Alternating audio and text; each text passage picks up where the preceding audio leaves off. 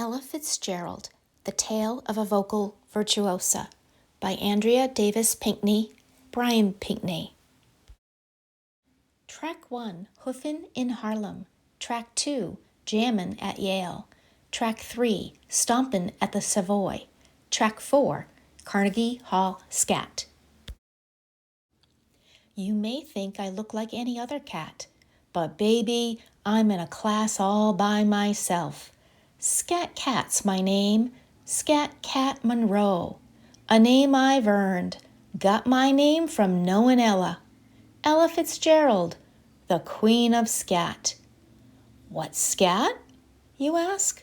Scat's the sound that don't hold back.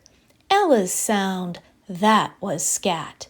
Singing so supreme, music's velvet ribbon dream. Let me tell you Ella's story, 'cause, you see, I was there from the get-go. I saw it all, me, Scat Cat Monroe. I watched Ella go from a small-town girl to the first lady of song, to a vocal virtuosa, bar none. So, sit back, listen up. Here's 4 tracks, cut to cut. Here's how Ella got her sound, got her silken silver style, got her Lady Ella Scat. Track 1, Hoofin' in Harlem. The child's name was Ella. She was a big-boned girl with dreams of becoming a dancer, but there weren't many dance schools in Yonkers, New York, the little city where Ella Fitzgerald and her mother, Tempe, lived. Ella had her heart set on pretty stepping her way to fame, and she didn't need a dance school to do it. She taught herself to tap dance. Determination was her teacher. The sidewalk was her stage. Imagination was her spotlight. In time, Ella and her friends took to performing on street corners. When Ella's neighbors saw her go, they told Ella to strut her shuffle in Harlem, to take her hoofin' to New York, the big city where dreams really do come true. On the night of November 21st, 1934, Ella entered a talent contest at the Apollo Theater. She was 17 and scrubbed clean down to her toe jam. But as soon as Ella saw the footlights, her feet failed her. She stood front and center, knees knocking, teeth clacking, a wannabe with a stomach full of butterflies.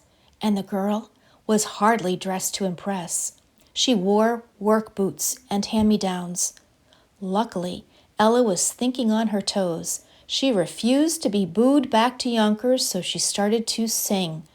At first, her voice came quiet as a whisper, a measly little hiss, soft as a cricket.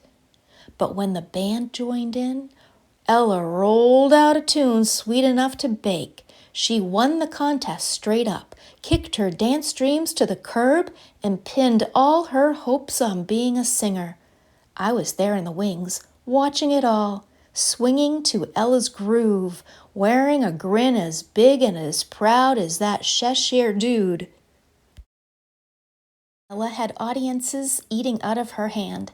She went on to win talent showcases all over Harlem. In 1935, the Harlem Opera House signed her as a featured singer. One night, Bardo Ali, the master of ceremonies for the Chick Webb Orchestra, saw Ella perform.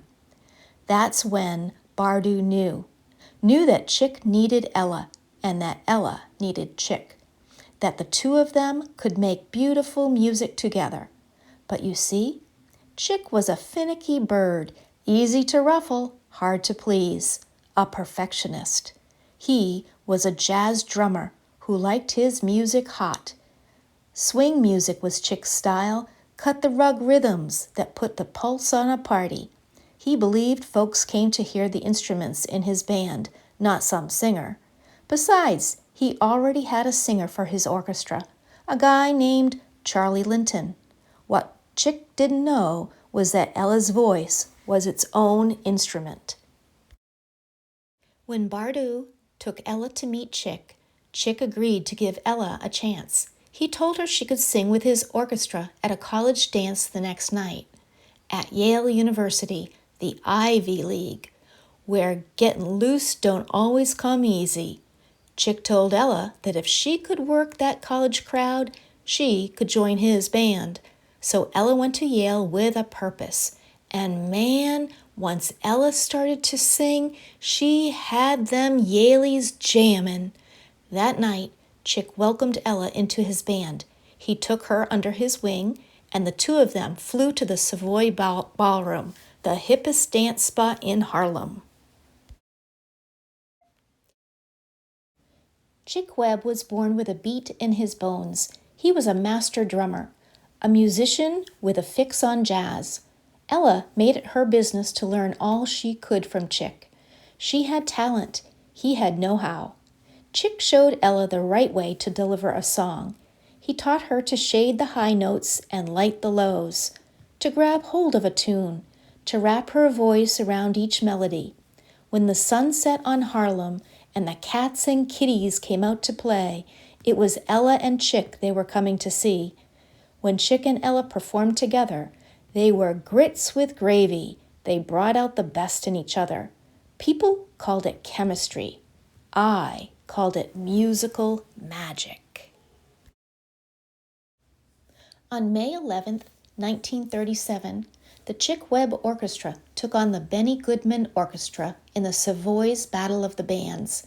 These contests were a Savoy tradition, and child, they were fierce. One band tried to outplay the other, till the crowd, with their applause, named the winner.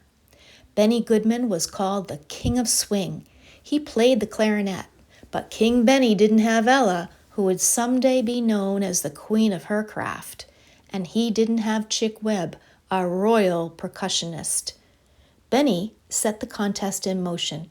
His band started with a song called Peckin'. They made the place swing, no doubt. Then Chick's band took their turn. Chick's drum solos were slammin'. They backed up Ella's vocals, which gave new meaning to the word divine. The contest was close from the get-go. Those musicians put a fever to the room. They had me sweating the sheen off my fur and scuffing my wing-tipped shoes. When Chick's band played Harlem Congo, the crowd got hotter than bootleg Tabasco. That's 'cause Ella set Harlem Congo on fire. Her voice was quick-fried rhythm with a brassy satin twist. She sizzled with Chick's cymbals, busted loose with his bongos. She tamed the crowd while Chick played his timpani.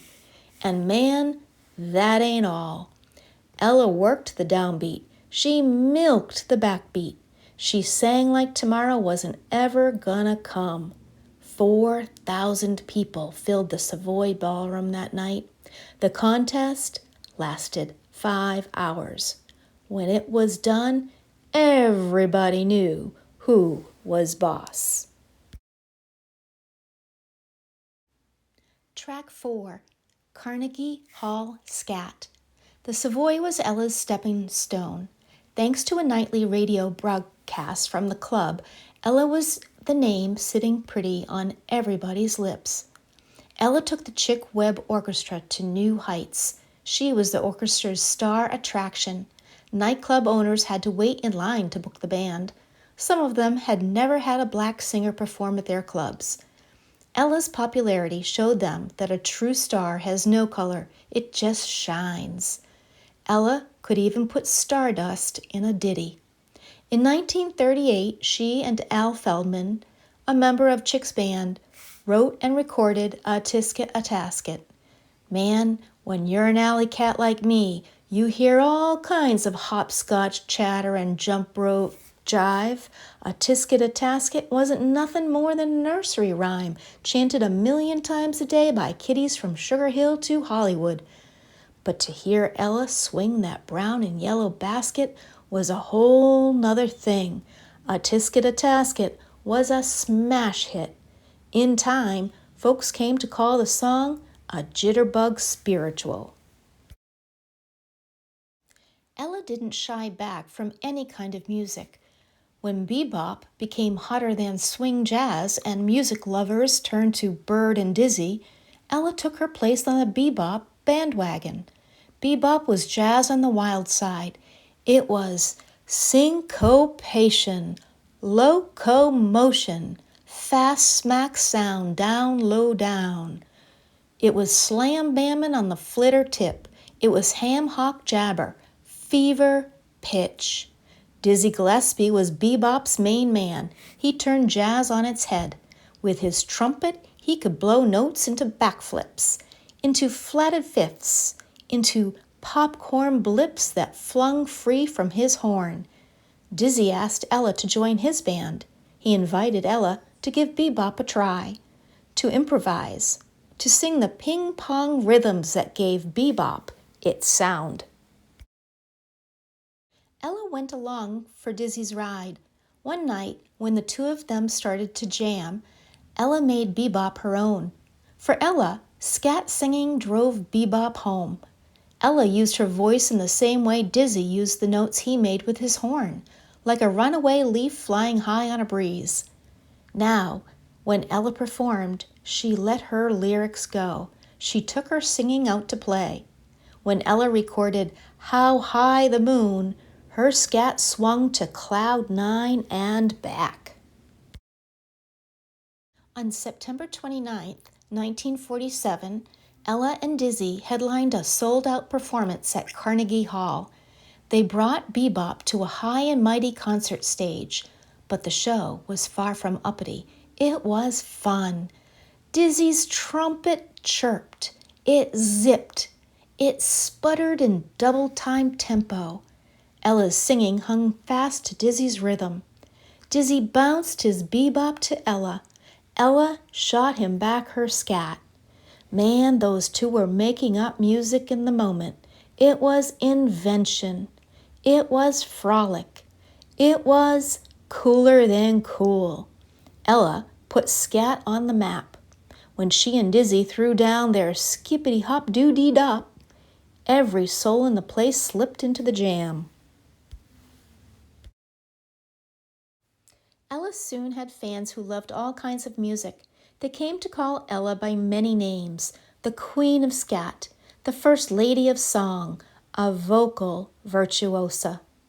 Now I'm the keeper of Ella's flame, the teller of her tale, the Scat Cat.